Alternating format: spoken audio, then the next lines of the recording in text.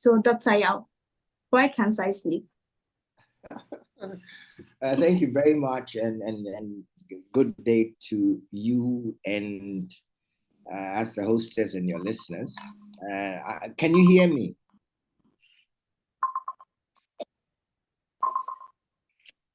Can I be heard by everyone?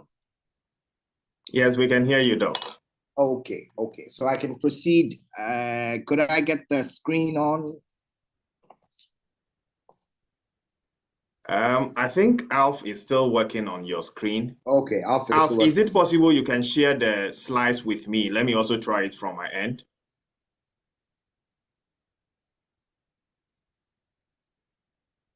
Give me 2 shakes. Okay. Come again? Let's share.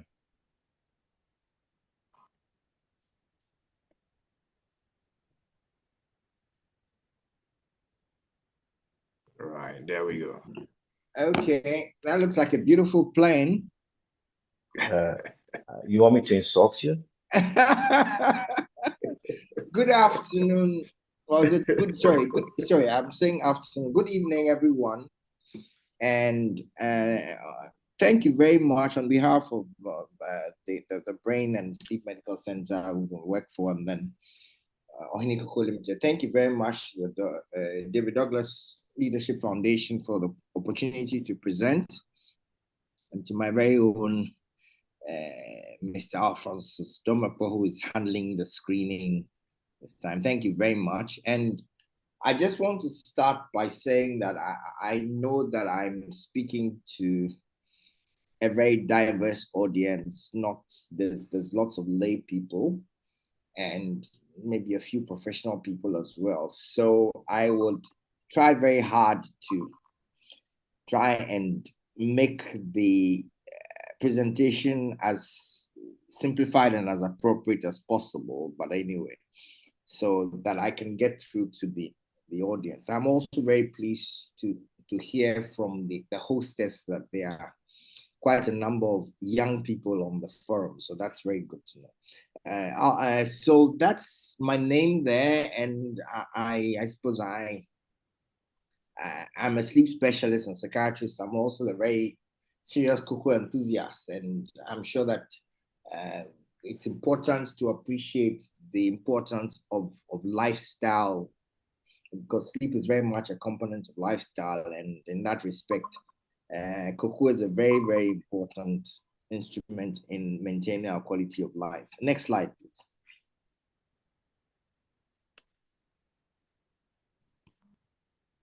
Okay, so I think that first I have to acknowledge references from this material.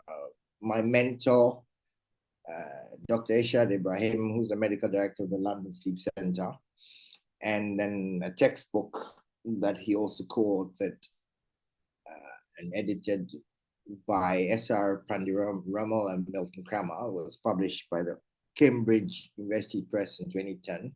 Next slide, please.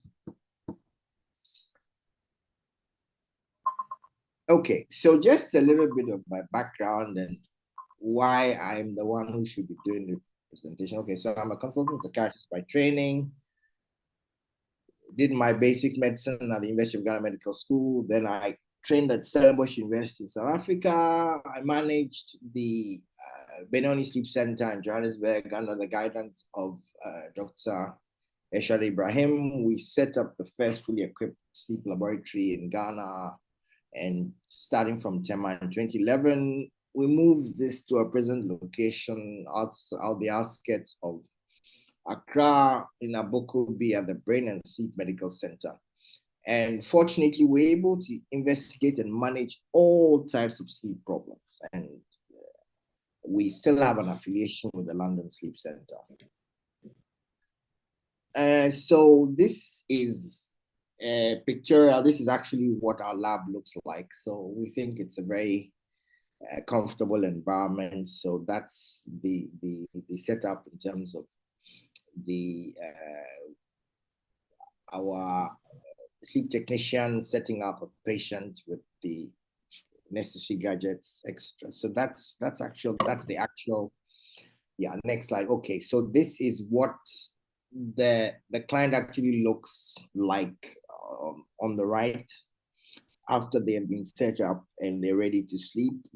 The equipment is actually very light, so you actually don't feel it as an interruption. Of course, you can also get up, go and use the bathroom, etc., which is fairly close by. So this is exactly what our sleep lab looks like. Next slide, please. So very important. Sleep is a very normal part of us. Everybody sleeps. Everybody sleeps. It's whether you are Chinese, whether you are from Iraq, or you are Donald Trump, or whoever you sleep. Sleep is one of the basics of life. It's very important for growth, rest, and recovery of memories.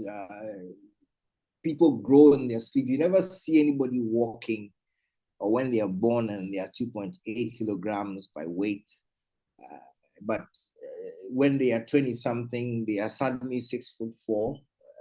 But nobody sees anybody growing as they're walking. So growth hormone, which is a very important hormone, is secreted in sleep. So sleep is very, very important for growth. In fact, in the US, also because of a number of these factors, especially the home or the mecca for sleep medicine is in California. And I know the state of California, they actually have some very interesting regulation, especially for adolescents, because of the importance of growth in sleep. Okay, so the other important normal things that happen in life. So sleep is one of them. The other one, of course, we have to be born. So birth is the onset of life and replacement for others. We've got to eat. Food is for energy, is for growth, etc. Water, basic, it's for thirst. You've got to, we cannot live without water. The other important function is sex, which is for procreation and birth. And then there is mobility. Everybody has to move, because without movement, either you move or you move. Without movement, you can't actually get the things that you need to function. That's why we have muscles to move. And then whatever goes inside the body has to come out. So we have to excrete. And lastly, death. That's the end of life, such that we make way for others. So again, these are 8 basic things in life that everybody does, whether you are Christian, whether you are Muslim, whether you are atheist, these 8 basic things. And you notice that when there's a dysfunction or when there's some abnormality in one of them, it affects the other. Look, if you don't eat and you don't drink water for some time, yeah, you die. It's as basic as if you don't have sex, you cannot come into this earth. So everything is more or less, one would say, God has put things, these 8 basic things, which we all do, as basics of life and in balance. Next slide, please. So just a simple, or one would say, professional classification. There are different ways of classifying sleep disorders, and international classification of sleep disorders. There are about 85 different types, 8 broad categories. But for the sake of this presentation, we shall simplify it to 3.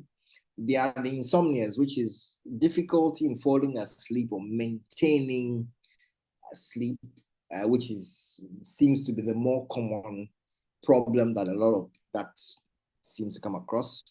Then there are the hypersomnias, that is sleeping excessively or inappropriately at the wrong time. For example, if you're supposed to be at work at 9 o'clock in the morning and we come and find you asleep in your office, that's a problem.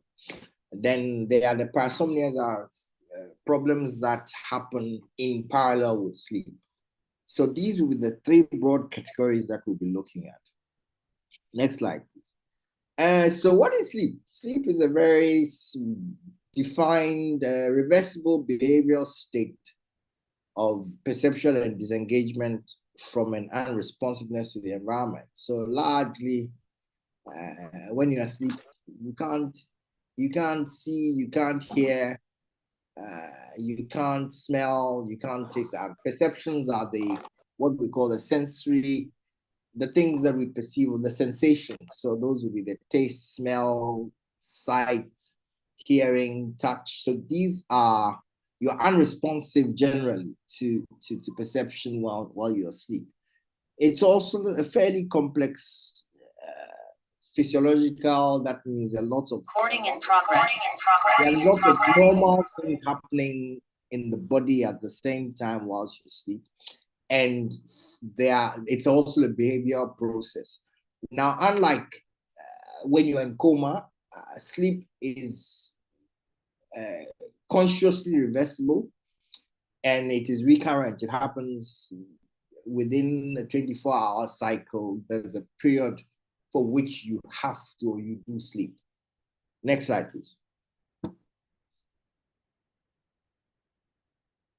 So this would look at the components of normal sleep, and like a building which is designed by an architect with an architecture, sleep is also, we look at the architectures of, so the building blocks of sleep. There's something in sleep called wakefulness, which is less than 5% of sleep. Then there is what we call non-rapid eye movement sleep. Again, when this is a description of eye movements that don't happen in sleep, and there's one stages 1 to 4, that's about 75 to 80% of sleep. Then there's what we call rapid eye movement sleep, and that one, when you know what you're looking for in terms of muscle, measuring muscle activity. So you see the eyes are moving rapidly, and the only other thing that's also moving around that time is the diaphragm, because you've got to breathe. So, and that forms about 20 to 25% of normal sleep. So generally, this is the building blocks of the balance of sleep. Next slide, please. So in the special examination that we're able to do when we want to study someone's sleep, it's called a polysomnograph. And that basically means poly is many, somno is sleep, and graph is a representation of different activities, whether you are breathing, whether you are snoring or not, whether your blood pressure, your muscle activity, we're able to access all these things. So it's all these things put together. That's when we're able to determine what type of sleep, what stage of sleep you're in, and the quality of sleep that you're getting. So and I think I mentioned earlier on about the architecture of sleep. So in non-rapid eye movement sleep, these are the characteristics of non-rapid eye movement sleep. We find there are certain, when you do what we call an electroencephalogram or EEG, you would find certain sleep waveforms, and the majority of them are sleep spindles or K complexes or slow waves, and these are found in non-rapid eye movement sleep. And then, of course, just to simplify again, in non-rapid eye movement sleep, you have low muscle tone and you have minimal psychological activity. Now, psychological activity in simple terms means dreaming, the recollection of activities that you have which help lay down memories. Now, in REM sleep, which forms the 20 to 25% of sleep, during the sleep studies, you find that the EEG waves are like you are awake. So this is almost like a sleep state, but the brain is active. Now, the interesting thing there is there's no muscle tone movement. You are basically stiff. That's why some people will get up and they say, oh, they got up in their sleep and they couldn't move. That's almost what we call sleep paralysis. Now, what's happening in this stage of sleep is the only thing that's moving are your eye muscles and your diaphragm to help you breathe. Other than that, no other muscle movement. And this is when we dream. And dreaming is normal. Everybody dreams. So this strange thing where usually the pastors in the mornings around 3 or 4 o'clock, they have this thing where they interpret people's dreams. But if you are interpreting people's dreams at 3 or 4, that's, and again, once we start to describe the different components of sleep, you would realize that REM sleep, which is the sleep that where dreaming occurs, actually occurs more in the latter part of the night or early part of the morning. So, of course, if you are interpreting dreams, people's dreams, and you ask them to call at 3 or 4 a.m. or 4:30 in the morning, of course, they'll call and tell you about their dreams because that's normal. Okay, so dreaming, everybody dreams, and dreams are what we call laying down of psychological memories. So dreaming is normal, dreaming is typical, and everybody dreams. Of course, it's not every time that you're able to recollect what you're dreaming about, but dreaming is a very normal part of our lives and part of sleep. Okay, so just go on a bit more. So REM, non-REM sleep, again, that's the majority of sleep. Stage 1, 2 to 5% of sleep. Stage 2, which is where the bulk of sleep is, 45 to 55% of sleep. That's where, again, when you look at the details, you see what we call sleep spindles and K complexes. Incidentally, again, just to relate practically, there's a very popular medication called Valium, and then there are all these pam. So Valium is called diazepam, and so is another medicine called lorazepam, etc. Okay, now the way these pam drugs work is that they extend the quantity of stage 2 sleep. Okay, and so but of course, once you are extending the quantity or the volume of stage 2, that means you're losing sleep from somewhere. You're losing sleep from somewhere else. So you realize that a lot of people who take these pam drugs, they'll tell you that when they get up, though they've slept, they don't feel that rested, because what happens is once you have an extension of the stage 2 sleep, it's usually at the expense of deep sleep. And deep sleep is where the restful sleep actually is. So that's the stage 3 and 4, which is up to 15 to 25%. So again, in life, once you rub Peter, you have to pay Paul. And so when you take medications like diazepam, lorazepam, etc., you lose deep sleep at the expense of the extension of stage 2 sleep, which is not necessarily restful sleep. Next slide, please. So again, important, sleep always begins in non-REM, which is stage 1, 2, 3, and 4. And there's usually a cycle where after about 80 to 90 minutes, then you have a REM period. And REM means rapid eye movement sleep. So again, this is almost like a cycle in terms of, like, for normal sleep, you have stage 1, 2, 3, 4. Sometimes stage 3 alone starts at stage 4. And then there's a cycle of REM. And REM, I think I told you that REM is rapid eye movement sleep. Diaphragm is the only muscle. Diaphragm and the eyes are the only muscles that move. The body is stiff, paralyzed. It's like your brain is awake. And again, the cycle is after every 90 to 100 minutes, there is a REM period after the non-REM period. Important. The first half of the night,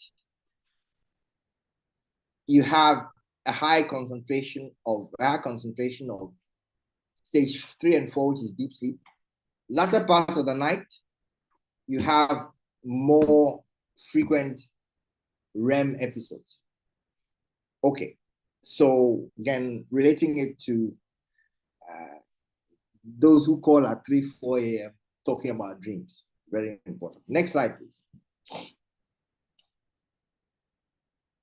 Okay, so this is what we will call a histogram. This is almost like a graphic representation of the different stages of sleep. So this is where I think the myth about having to sleep 7 or 8 hours comes from, because when you look at the night, a normal night, and you look at the fact that typically it's supposed to be 90 minutes and then a REM cycle.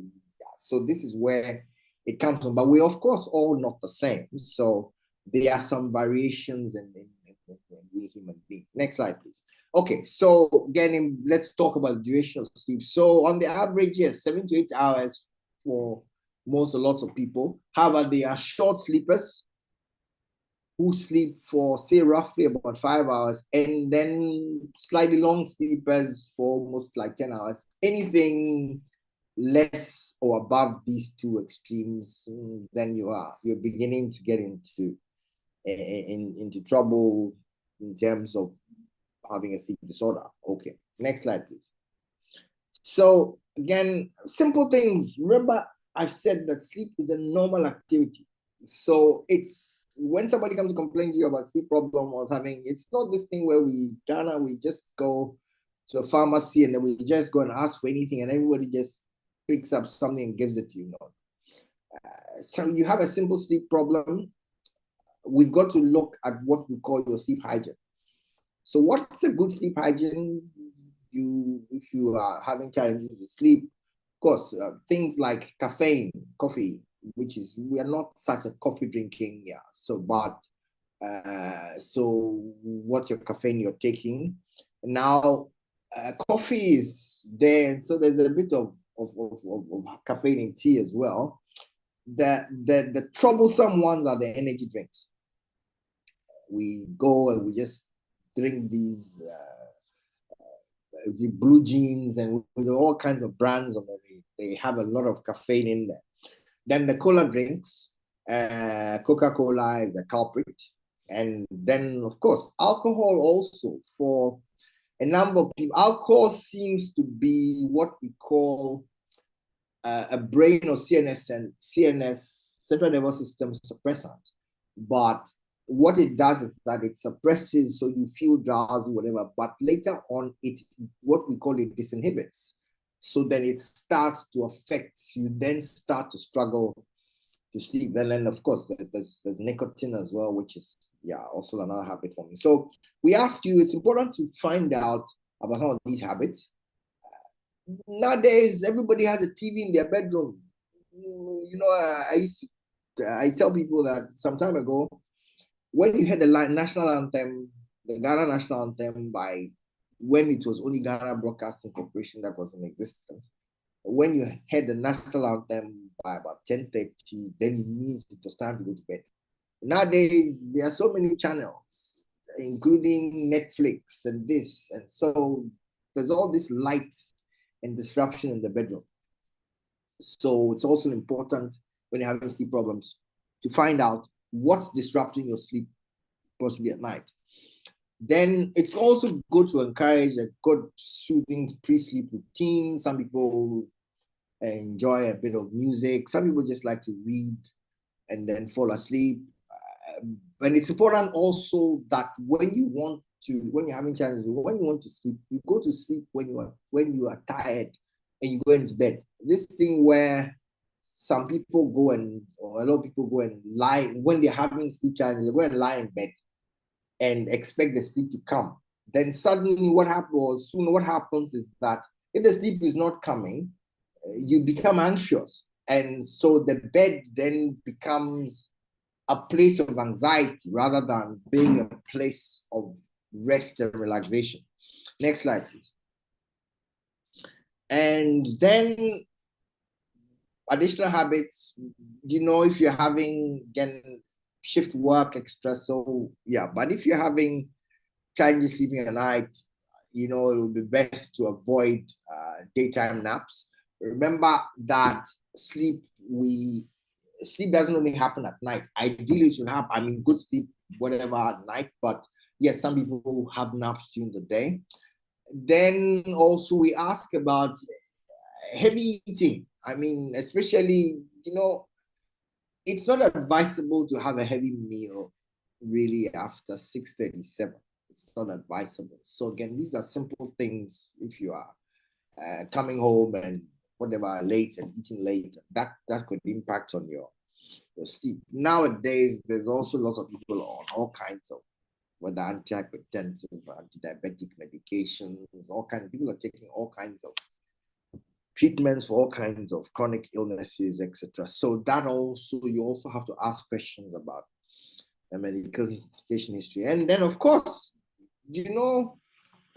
good sex. And again, remember, right from the onset, I said there are 8 things in life that God gives us for free: life and balance. So good sex, when you have an orgasm, there's certain endorphins and a few other hormones that are released for women. Oxytocin, which is what is sometimes released when you secrete breast milk. But when oxytocin is released during sex, very relaxing for sleep, extra. So my mentor who trained me in sleep medicine always used to say, yeah, you got to ask them about whether they've had some good sex, because that's easier to prescribe than all these medications that they have to go and spend money on extra. So important. Again, I've had quite a number. We're very interesting in the last 6 months or so, a number of, especially young female clients who came, so what's the problem? I can't sleep for that. So, so are you in a relationship? Oh, no. Oh, my boyfriend is overseas. I said, so you want me to prescribe a medication for you while you're not? Anyway, so good sex helps. And again, important, life in balance. Next slide, please. So again, these are simple facts about sleep and stages of life, or through the stages of life. Okay, so again, for newborns, I'm sure mothers on this platform, and even fathers who have had kids or children less than 2 years, it's only after 2 years that the baby starts to sleep and gives us peace of mind to rest. And the reason being that babies have to get up and breastfeed. And so 50% of sleep of a newborn is REM sleep. And remember that I mentioned that REM sleep, eyes moving, brain active, muscle tone, apart from diaphragm, extra. So it's important for the baby to feed. And so mother is not supposed to just sleep. Again, recently I had a breastfeeding mother who came to complain to me that she was having difficulty sleeping, insomnia. I said, I asked her about the history of like childbirth. And I said, oh, look, her child was it 9 months? I said, but if you're 9 months, how do you expect me to prescribe something or whatever for you to sleep? No. The baby is supposed to feed. So anyway, now you notice that REM sleep declines by 2 years. So by then you start getting the normal 20-25% of sleep. So their parents can sleep again. And slow wave sleep, stages 3 and 4, again, Also, percentages increase to the normal 10 to 15 again but then decrease across adolescence. Remember, I mentioned that growth hormone secreted in slow wave sleep. Again, nobody sees anybody growing whilst they are walking around. And then declines in old age, particularly more so in men than women. And then also rapid eye movement sleep, again, 20 to 25% across for child and adolescents, but in what do they call it? There seems to be some increase, especially with respect to certain dementias. So that's all certain, and when we say dementia, that's more of a brain disease that has certain features. So again, that's once we do a sleep study and we suspect dementia, we can actually pick it up from there. Next slide, please. So again, I think I mentioned that 3 broad categories: insomnia, difficulty in falling asleep, and maintaining sleep. And it's the simple terms that we use: sleep onset latency. That's how long it takes for you to fall asleep. Usually it's up to about 15 to 20 minutes. Anything longer than that, then we start to question whether you're having anxiety issues, extra. So normally people fall asleep within 15 to 20 minutes getting to bed. So another simple time is total sleep time. That's the time you're actually asleep, which is very different from time in bed, because some people go and lie in bed, they toss around extra. So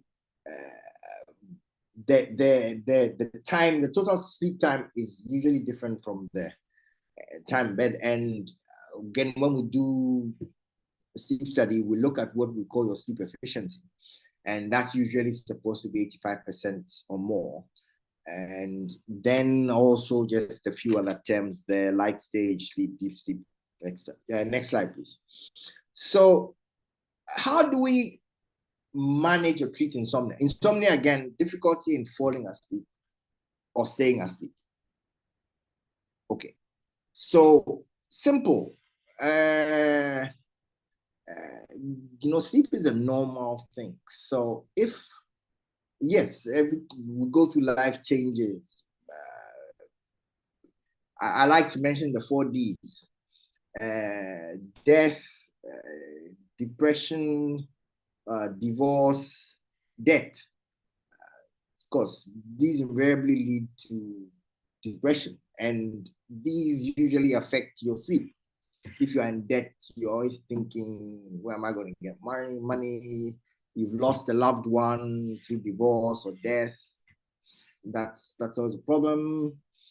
So, and of course, then the other one I forgot was disease. So those are the D's: death, disease, debt, divorce, and of course, these are associated with depression. So these D's could usually affect your sleep. Okay, you want to get back to your normal sleep. Set realistic goals. Usually what we'll do is we would ask you to complete a sleep diary. And sleep diary basically is you actually monitoring the time you get into bed, time you wake up, how often, time you get out of bed, how often you wake up at night. There's some people who are taking medications which are like diuretics, which make them pee a lot. So we look at all these things. And of course, it's important to also tackle myths about sleep, give people the right information. For example, this woman who's breastfeeding, who came to tell me that she's not sleeping. Of course, you've got to educate her. A sleep study is expensive. So because of what goes plus a man hours extra. So we don't just request it for requesting sake. So, but of course, if then personally, there are people who just still insist, no, not sleeping. We do a study, show them the results. Okay, this is what's actually going on. So it also helps. Important, insomnia doesn't just disappear after talking or taking a pill. No. Usually it takes time to get back to where you were, or how you want to sleep. And usually, unfortunately, if it's taking long to develop to where it's got to, it usually takes that long to get back to. So in prescribing medication, you are just assisting the process. Ideally, insomnia, these sleep pills, nobody should really be on for more than 2 or 3 weeks. No. As soon as you start going beyond that, you are beginning to create problems for the person. Okay, next slide, please. Okay, this slide basically is the foundation for what we call breathing in sleep and normal. This is what happens when the airflow is going. And then apnea is when you are struggling to breathe. And apnea basically means you stop breathing. So, and what's happening here is we're just showing you, this is a pictorial view of what we look at in the MRI, whatever, where we look at how the breathing is going. And so these are this is the normal, and that's the apneic or the struggling one on the right. And it will become important. Next slide, please. Because when we start talking, which is a big problem now, that when we start talking about what we call obstructive sleep apnea, and for short, OSA, and a lot of the times people are struggling to breathe when they are sleeping. Since these are some of the symptoms that partners will complain about, and usually for sleep history, sleep information, it's best to get the information from the bed partner. So people complain about snoring. Sometimes it's that bad that 46% of people sleep in separate rooms. What you'll also notice, people stop breathing. And that's the typical definition of apnea. They stop breathing, then they start gasping for air when they suddenly wake up. Of course, if you are doing this regularly, you're going to feel like you are struggling to sleep. So it sometimes presents like an insomnia, which is why you've got to get a correct understanding of the problem. Because otherwise, if you go and take sleeping pills for diazepam for when you have an obstructive apnea, you actually worsen the problem. Some of the daytime symptoms, daytime sleepiness. Again, sometimes you hear about these strange, I don't want to mention any particular bus brand's name, but yeah, they are long distance drivers, suddenly they fell asleep, etc. And then some of it's also forgetfulness, impaired concentration, attention, early morning headaches. And I think I mentioned that if you are falling asleep, of course, then you are high risk for motor vehicle accidents. I remember there was, we are just coming out of an election cycle. So there was, was it 2012? Was it 2012? There was a first election petition. There was one lawyer who used to sleep in court. And so his colleagues used to laugh at him, and he came out and said that he had been to TB Joshua and talked about how he had quite a number of, crossed a number of red lights. And so I listened to the story. I thought, this is straightforward sleep apnea. Anyway, so next slide, please. So this is a fairly simple lay assessment of obstructive sleep apnea. There's a short acronym on what called stop bang. What does it mean? Snore. The person snores, person is tired, is observed to stop breathing by their partner. And they start to have problems with blood pressure. Blood pressure starts to go up. Or for people who are on blood pressure treatment, they start to need more medication. So one tablet is not controlling the blood pressure, then they need a second one and a third one, still they're struggling. Other factors, high body mass index. Anything more than 26, you're starting to get into trouble. Again, for we men and our big tummies, it's not helpful. Age, the risk increases greater than 40. Another simple way of looking, neck size, for male, neck size of more than 16. And then risk is higher in gender. So stop bang, very simple way of. So you see lots of people sitting in church and sitting wherever, just nodding off and sleeping. I always have this story to tell. There was this very smart, savvy civil servant. I think he was in one of the survey department or whatever from the Volta region.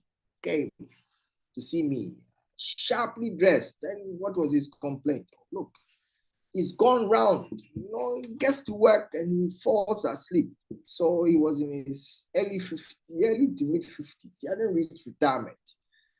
So he said he likes to wear sharp black suits. By the time he gets to the office by about 9:30, 10 o'clock, come and knock on his door. And he's a senior civil servant, so he has meetings, whatever. Meanwhile, he slept and the food from his mouth is drooling on his nice, smart black jacket. So he did that. Then he had to go on early retire. He chased looking for solutions. The way we look for solutions when we have problems, or you are blaming this person. Simple, it was sleep apnea. He took early retirement, he came anyway. So eventually we solved the problem. Okay, so next slide, please. So management of obstructive sleep apnea can becoming more common because of our lifestyle issues. I think that this is where I bring a bit of cocoa in. I think I mentioned, look, cocoa is such a very good product for weight loss, for improving sleep, for lowering blood pressure, etc. So very good in if you eat lots of cocoa, and real cocoa, not just chocolate, please. Real proper cocoa nibs or the dark, it helps a lot with some of these challenges with respect to weight and blood pressure, etc. So again, definitely diagnosis. If you suspected obstructive sleep apnea, you need a sleep study. That one we won't beat around the bush. It's expensive, but you need it. So again, go to diagnose, treat the comorbid conditions, lifestyle issues, blood pressure, diabetes, weight issues, and then the medical interventions for this is where there's a gadget called a CPAP, and basically what it means is continuous positive airway pressure. That's from the slide I showed you earlier on, when there's this narrowing that the breathing is on. So you need to open up the airways. There are some surgical techniques, but those are usually, so this is where the problem is. You can see a narrowing of the airway. So next slide, please. Next. So back to, okay. So these are some of the ways, but the main state of treatment is, look, it's an obstruction. Weight, extra. You've got to lose weight, got to push the air in. If we don't push the air in, what then happens is you struggle to breathe, and that's why people fall asleep in the day inappropriately, because if you're not breathing properly, your muscles are not getting enough oxygen extra. So during the day, you feel you feel like shit. So you fall asleep inappropriately. And again, it's becoming an increasing problem in our society. Next slide, please. So complications of obstructive sleep apnea: high blood pressure, embarrassing situations at work. I talked about one of them, road traffic accidents, and then atrial fibrillation. Atrial fibrillation is a condition of the heart where your heart pumps blood. So once there's all this irregularity, breathing, whatever, for whatever reason, the heart muscles start to become, whether a little bit weak or whatever. So, and again, very simple explanation. When you put when you look at water going through a gutter, and then it gets to a place where the water is slowing down extra, that's how blood clots form. So when your atrium is not pumping blood properly, it slows down and it becomes almost like water in a gutter. And that way, blood clots and the way debris is supposed to be able to form in a gutter, blood clots form. What happens when the blood clot forms? That's when it throws and it goes to block the blood vessel somewhere. So that's what the result of a stroke. And then, of course, depending on where the blood vessel goes to lodge, I'm sure a lot of us have heard about in terms of you slept and you didn't wake up, becoming a big problem or bigger problem in our society, younger people. Yeah, it's largely because of obstructive sleep apnea. Next slide, please. Okay, so let's talk about another, again, hypersomnia, again, sleeping excessively, inappropriately. This is, it usually occurs in younger people. This is a typical REM or rapid eye movement sleep problem. And so what you see are, again, excessive daytime sleepiness. But in this instance, again, remember, I said that in rapid eye movement sleep, apart from the eye muscles and the diaphragm, all the muscles are paralyzed. So the person falls asleep anywhere, anytime, especially, and can be standing and you fall asleep. And what happens is because there is paralysis, the person just collapses, so it falls down like a deck of cards. Then also remember that rapid eye movement sleep, there's dreaming. And so they have these strange looking things that they see or feel, whatever, before they fall asleep. Of course, it's for whatever reason, and one can go into the technicalities, it's almost like they also struggle to fall asleep at night. And this one, again, once you do a sleep study, you will see them. Remember, we said that sleep happens, it starts from non-rapid eye movement before it goes to rapid eye movement. This one, they go straight from awake into REM sleep. Then you know what the problem is. And some time ago, it used to be rare, but nowadays, we tend to see at least once a month. We see one or two. Yeah, so it's becoming increasingly more common. Yeah, next slide, please.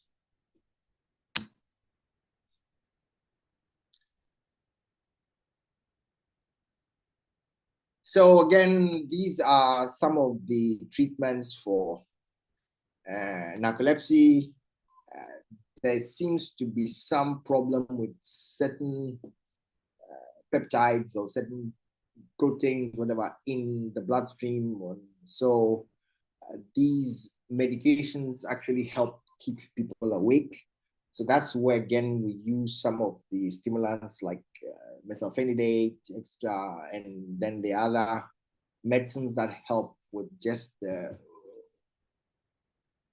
what we call the cataplexy. That's just falling down and just, yeah. Okay. Next slide, please. So, and then a few other less common, but they are more the parasomnias which happen in parallel with sleep. So, and usually the best way to actually see these problems are when you actually can video or film the person's sleep. But of course, information from the bed partner also helps. There's restless leg syndrome. Usually that's seen when the person's actually awake and the legs just move around. Then there's periodic limb movements also. When you do the study, you see all kinds of movements, and it actually impacts on how a person sleeps, etc. And that's usually associated with iron deficiency anemia. Then there are all kinds of other interesting things happening. Sleepwalking usually happens more in stage 3-4 sleep. Again, the person just wakes up and does all kinds of things, no recollection. Some people have been known to have sex in their sleep, whatever, no recollection at all. And then as compared to the night, what do they call it? The night terrors also happen stage 3, stage 4. Sleep paralysis, I think I described that to you again in terms of in connection with REM sleep. And then there's the other one. This is more of a problem with aging, dementia, Parkinson's, REM sleep behavior disorder, where all kinds of funny behaviors that happen in association with the person's sleep. So thank you very much. I think that would be the next slide. Next slide. Okay, so this will be the last. So thank you very much for your time. And if there are any more questions, if there are any questions, I'll be happy to see how I can be of assistance. Thank you very much.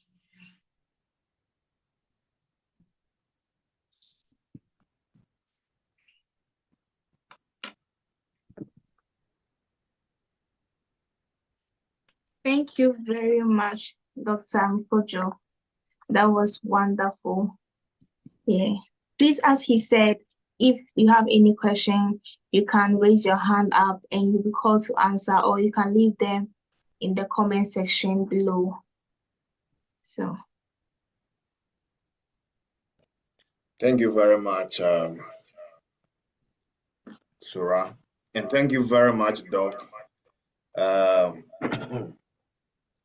This is thought-provoking and very deep. And I am writing, but at a point I just have to stop and listen. Yes, I have to listen because I see myself in most of the things that you talk about. Oh, how? Yes.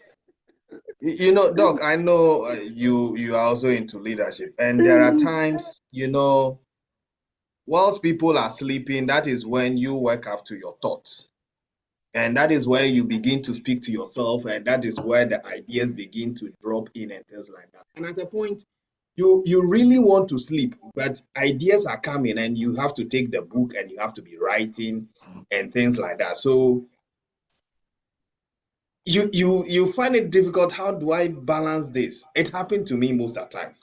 But that is not what I want to talk about. You talk about a lot of things, but few of them which are not clear to me, which I want to get understanding to. And so you were using terms, and to those of us who are not familiar with those terms, it's a little bit difficult for us to understand.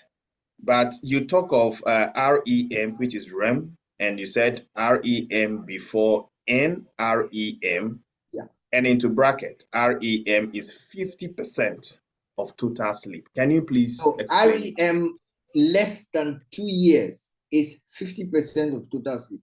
After 2 years is 25%, 25%. So what is REM? REM is rapid eye movement. Rapid eye movement, that means that what the description in that type of sleep, your eyes are moving rapidly. Okay. And the only other muscle that's moving is your diaphragm. That's when your body is completely paralyzed, and that's when you dream.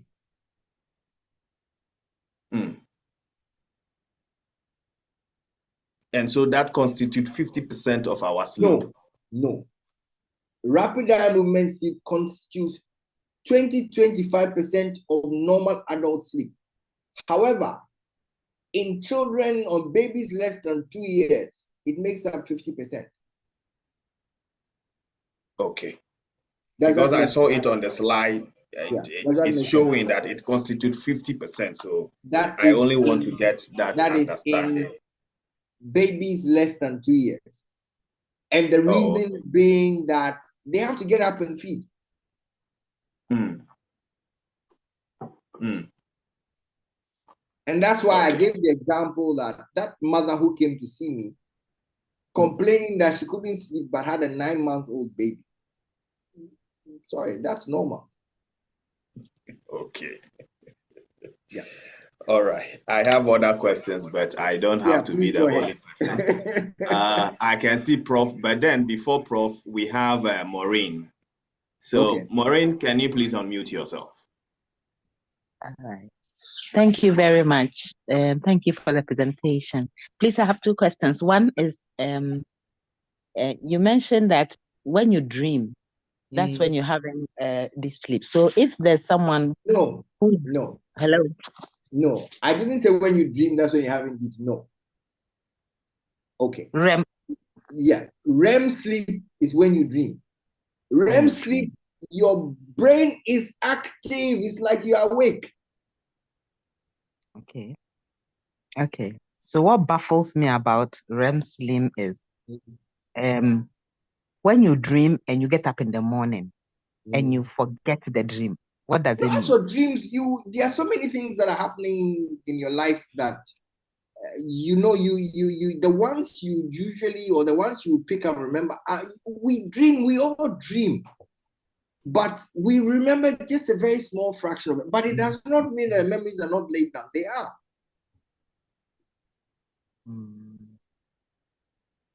So is it normal not to dream too? No, somebody I know nobody who doesn't dream. Nobody. My husband doesn't dream. Oh, he lied that. And when I dream, he said you dream too much because he doesn't dream. No, I want to understand. Is it the possible? first question I asked, okay, the usual when someone comes, I say, but what did you eat for breakfast that morning? The person will give me the answer. Who's the president of Ghana? Sorry, now we are in transition, so we have to be careful the answers. Okay. Who is the president of Ghana? Okay, so who was the president in 1996? Your answer. But then your memory is fine. But if your memory is fine, it means you are sleeping. Because you cannot lay down memories unless you sleep. It's not possible.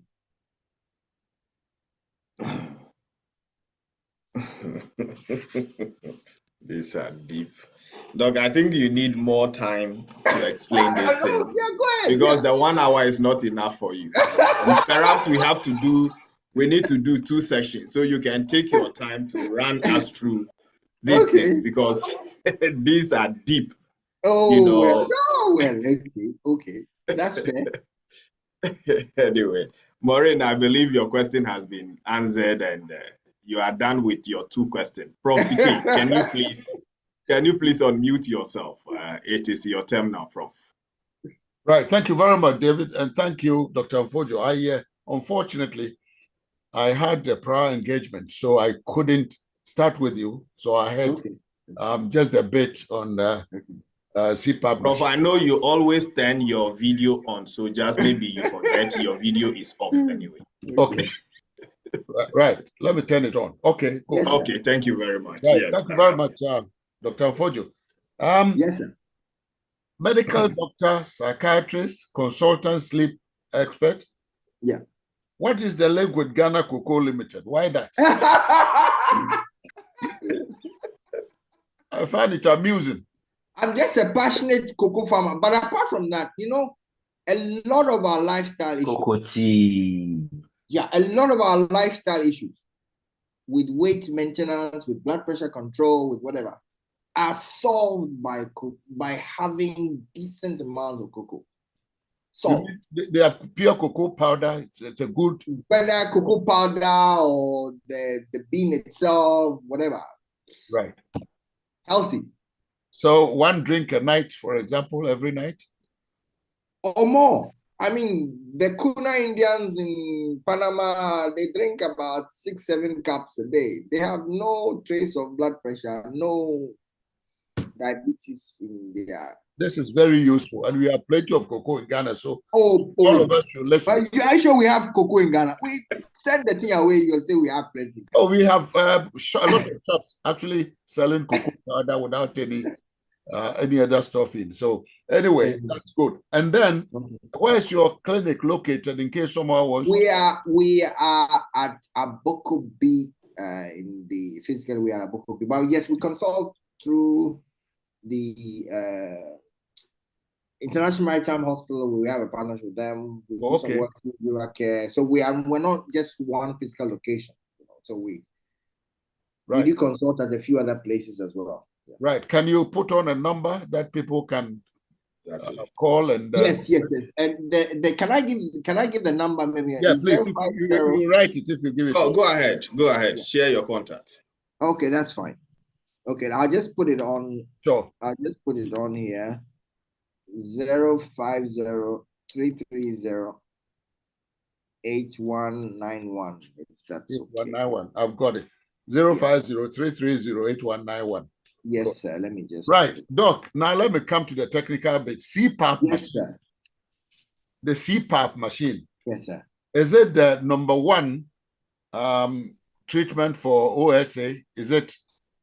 That would depend very much on the extent of the OSA. I mean, if it's just a mild one, we would usually recommend lifestyle changes, weight, etc., blood pressure control. But once the threshold exceeds a certain one, to be able to lose weight or be able to control blood pressure, etc., you need a certain amount of what we call awareness and energy on it. But if you are not breathing properly at night, where are you going to get the energy from? So it becomes almost like a vicious cycle. Right. So somebody would, I think the mild is what? When the apnea is up to 15 and the moderate is 15 to 30 and then the severe one. So if you are no. The normal is less than 5. That's mild right. will be 5 to 10. Anything above 10, you are beginning to get into moderate, tricky territory. But of course, you see, it also depends. And those figures are not just in isolation, because we also look at the oxygen side, the saturation, and a number of other things that are also going on. Right. Okay. Is it possible to have a CPAP machine that gives excellent results? Like you have a ResMed where it will give up to 100. So you're having things like 95 to 100, and yet you don't seem to be getting good treatment. Is it possible for a machine to give good results and yet not working properly because there's something wrong, or maybe there is some the line condition? This is a very difficult technical question you're asking, because it's like, now I have to speak on behalf of the manufacturers. Look, I mean, that's why continuous monitoring and etc. is important. Okay. Because look, is there a problem with the pressure settings? These start to get into technical areas, and that's where the respiratory technicians are actually very, very helpful with respect to the managing of the CPAP device. Okay. All right. Thank you very much. So if you're using the machine, you're still getting the kind of sleep that you're supposed to get, then you should report back. I mean, it could simply be a thing of the filter. Yeah. It could be, again, depending on the time of year. Sometimes now we're having the dry spell, Harmattan, so maybe you need a humidifier. It could be something simple that can be solved by the right technical approach. Okay. Thank you very much, Doctor. Thank you, sir. Right, Doc. Thank you very much, Prof. Thank you. Yes, Doc. So a lot of messages here for you. And Winifred is asking most of the questions. Edna, I saw your hands up earlier and then you drop it. I don't know either you are satisfied with the questions as so far and the answers given. But you said, what about people who work night shifts? How can they get a good sleep during the day? Please. Those who work in the work, are going to go and sleep at work? No. So they have to sleep in the day. Again, this was just to highlight that when someone comes with a sleep problem, you have to ask for type of occupation. Like, there are many questions you've got to ask. So you don't just, and of course, even when you've been on nights, whatever, and you change shift, whatever, it takes some time to readjust. So that was just to highlight that when someone comes with a problem, or when someone is having a problem, it's not just okay, having difficulty with it, but you have to ask the questions in context. Plus, again, you have to important look at a good sleep hygiene. And sleep hygiene, again, if you not remember anything from this, at least basic sleep hygiene. Don't eat late. If you're having issues, watch what you are drinking in terms of caffeine content. These are high caffeine, these energy drinks, which are a bit of a problem. Don't eat late. I think, again, simple things like our phone gadgets and our TVs in our bedrooms, and of course, good sex, relationships, important. So these are basics. Before you take any tablets or any pills or go and ask for any prescription, God has given us everything is for a reason. Yeah. I'm taking a deep sigh because deep things are being talked about. So anyway, so there is a question from Winifred, and she said, Doc, please, what about struggling to open your eyes at a point in your sleep when you really want to wake up? Is it normal? Hey, I suppose it depends on whether it's a weekend. It's struggling. You open your eyes, it's like you have not had enough. You need a little bit more. So, sure, maybe weekend you can lie in a bit more, but yeah. So you struggling to open your eyes it has nothing to do with maybe the negative aspects of your sleep. No. I mean, if you're struggling to open your eye, then you open your eye and then you are able to function the day fine. There's no problem. I see. Okay. From Dr. Masha, Doc, we are pleased to have you here with us. He said, is there a REM sleep cycle and when should it be a concern? Is there a REM sleep cycle? Yes. Yes, there's a REM. Again, I think I mentioned to you. REM, okay, again, let me explain. REM is rapid eye movement.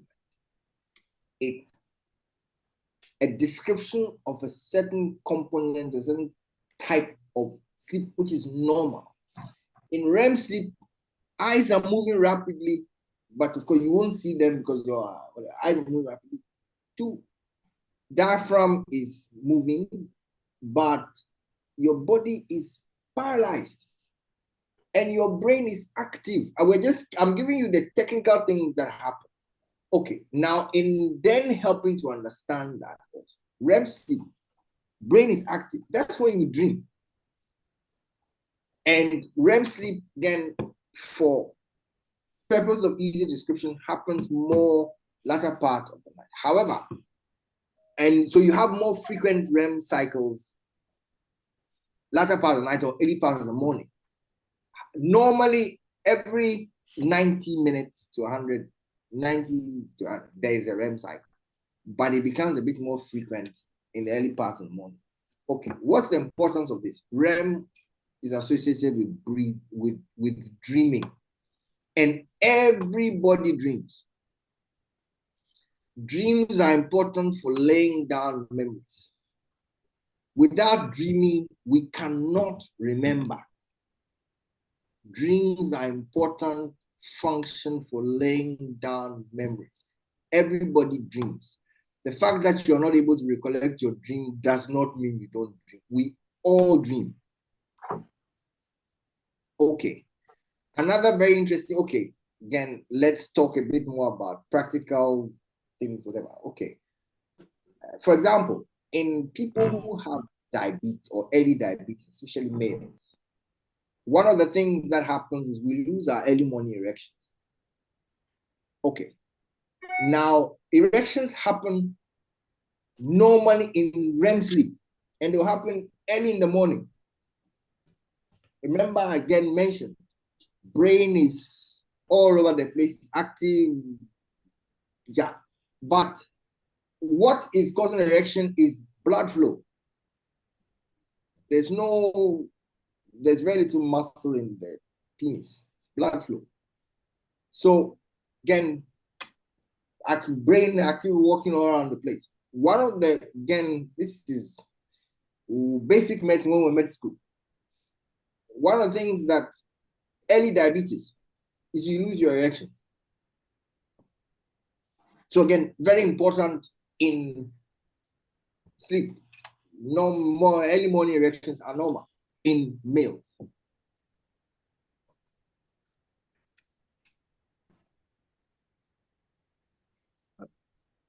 Does that help answer the question, REM sleep? Yeah. Yes, I believe it does. I'll call you back. I believe it does. If Dr. Marcia is still here with us, I believe it does. Well, there are questions still coming in. Yes. But anyway, we will still take them because today is the last day for 2025. Yes. And we won't come back until 2025.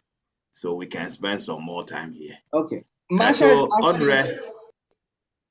Audrey is saying, thank you for an excellent presentation. Okay, so yeah, so the recording is available. I'll put my number here for you to reach out to me and get it. I think more question is on this REM, Doc. Yes. Okay, let me the REM has to be breaking down. Snoring. Okay, snoring is not connected to REM. Snoring is a mechanical problem. Snoring is a response to some narrowing of the airway, whether it is from tonsils, whether it is from weight, whatever. It has nothing to do with REM. REM, again, simple. REM, rapid eye movement sleep. Components of rapid eye movement sleep. Paralysis, body paralysis. That's why when some people wake up, they say, I can't move. They woke up in REM sleep. I'm sure you've heard that, oh, when I woke up, I was stiff. I couldn't move because you woke up in REM sleep. 2, dreaming happens in REM sleep. It's a normal activity. 3, breathing in terms of the diaphragm is only an hour, apart from the eyes, the diaphragm is only an hour that's moving. Okay. All right. Thank you. I have a list of questions here, but if I have to go by these questions right now, I don't even think we will close. We will find a way to bring you back in 2025. Okay, no problem. Yes, because we need more details. Because I would like to know how eating late affect our sleep and what are the consequences. Okay. Okay, eating late, again, is very simple. We human beings, we've got to digest, but you can't have a big bowl of whatever, and then you want the body to now, especially like eating meat. When you eat meat takes a lot of time to break down. So the body is now churning, it's working. But if you are not complaining about insomnia, that's different. But if you are complaining that you're having struggling, of course, that excess energy and that extra whatever is coming from somewhere. So to impact your sleep. Okay. Well, Dr. Marcia is saying I need to bring you back early in 2025. No, not a problem at all. Not a problem. We will arrange to bring you back. Audrey said I missed the first 30 minute, what are the strategies for improving sleep and sleep quality? These can Okay. be discussed Simple during the strategies lesson. for improving sleep and sleep quality. Observe good sleep hygiene, and that would be, again, talk about food. Don't eat late. As much as possible, eat, what do they call it? Before 6:30 or 7 latest. And two, we need to be physically active, because that's what tires our muscles and our brains. Then we feel tired and we sleep.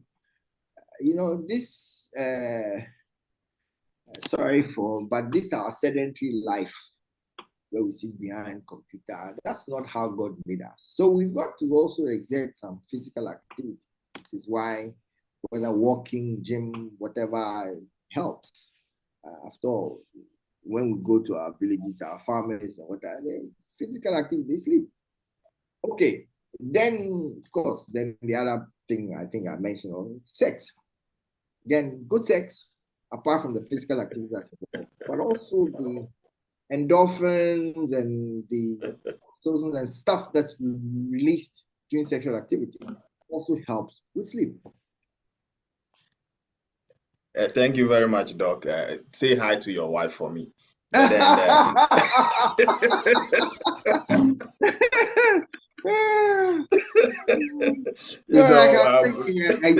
I think I gave you an example. Yes. I live close to you. Very close to you. I'll visit you one of these days. 3 consultations. That lady came. I am coming for free consultation, and so we will let you sell. We will let you. Yeah, please do. We'll give you that opportunity, and I believe the questions Prof was asking is because Prof is interested in the presentation and want to know more. And I believe Prof will contact you, and Prof is not a one problem contact. at all. Not a problem. If you have Prof, trust you me, you are internationally connected. But this is it, Doc. You talk about a good sleep, but you didn't digest it much. And I want to ask, what is good sleep in your term? That is in your English terms and in your doctoral. Simple. Good sleep is good sleep that's good enough for you to function during the day. Simple. Because without good sleep, we are unable to function properly. How many hours do you need to sleep? Okay, again, as a human, how many hours do you need to sleep? We are all different. So there's an average, say 7 to 8 hours for good reason. But there are short sleepers who will sleep around 5 hours. There are a bit long sleepers who sleep up to 10 hours. But anything between that, but importantly, it should be related to your functioning. So if you are you're still sleeping 7 hours and the quality is not, then there's a problem. And I think I gave even the example of some of the pills that we will take, which will seem to make us sleep, but we'll get up and then we don't feel rested. Okay, what to do? Very well, Doc. The questions will keep coming. We will just have to end it here. Yes. No. We will bring you back again. So let us not. No problem. No problem. We will come back again, and we want to be grateful to you for your time spent with us here on this platform when we reach out to you. I know it was an odd time for you, but no problem. Do everything possible to be here. So please let people know where you are located, how they can contact you. Okay. There are a lot of things to talk about, and people hearing you and people listening to you. Some of them may not talk over here because you talk about some deep things, and people are interested. Trust you me. Yes. People are interested in that, but they won't speak here, and they will need to speak to you privately. So just let them know how they can contact you, both online and in person. Thank you. Yeah, I think we've put a number there, so you can send. Usually, it's a WhatsApp number as well, so you can send whatever queries to that number. And then right. Okay, so our viewers and listeners, this is it. If you are interested, Doc talk about something. You need a partner. If you really want to have a good you need a partner. If you are my type, then send greetings to Doc's wife. Otherwise, you need a partner to have a good sleep. I'm interested in that aspect of it. So if you need Doc, the numbers are there. Call him, reach out to him. He will help you to sleep. A lot of people cannot sleep. There are spiritual and the physical, the medical aspects to all these things. Very close to pastors who will tell you, a lot of church members will come and say they cannot sleep in the night. We equate some of these things to spirituality, but sometimes we need to be practical. So you need to get the doctor's advice to why you cannot sleep in the night. And as I said, in my case, sometimes when I wake up, for me, I pray in the night. So after prayers, that is where the ideas begin to drop. So you want to force yourself to sleep, but the things are there. So what I do is I have a notebook right beside my bed. So when it comes like that, I have to be writing some of them because I believe that is when God begins to talk to me. So you sleep around 4, 5, and you have to wake up at 6. So this is my personal challenge I'm sharing here. This is my personal challenge because you wake up around 2, you pray from 2 to 3 or 3:30, and then you have to relax. And then from that time to 4, 4:30, you have to begin to write and to do some meditations and things like that. So your sleep is broken.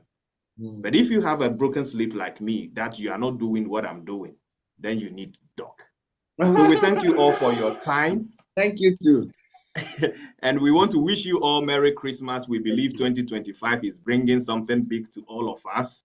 Whatever you're expecting in 2024 that you couldn't get, trust God. In 2025, we want to believe. But David, yes, if you are not doing 7 hours, 8 hours sleep because you are breaking the time to pray and so on, you are killing yourself.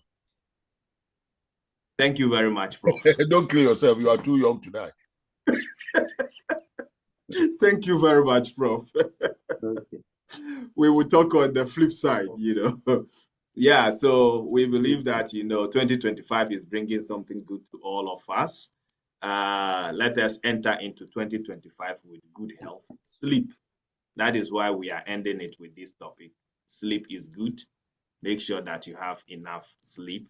Spend time with your family if you have one. If not so, friends are also good, but choose your friends well because some of your friends can also send you to early grief. Choose your friends well. Don't let your friends choose you. You choose your friends because when they choose you for a reason. But when you also choose them, you choose them for a reason. So choose your friends, and we thank you all, our followers, and Prof. PK, we want to be very, very, very thankful to you. You have been a father, a brother, an uncle to us on this platform,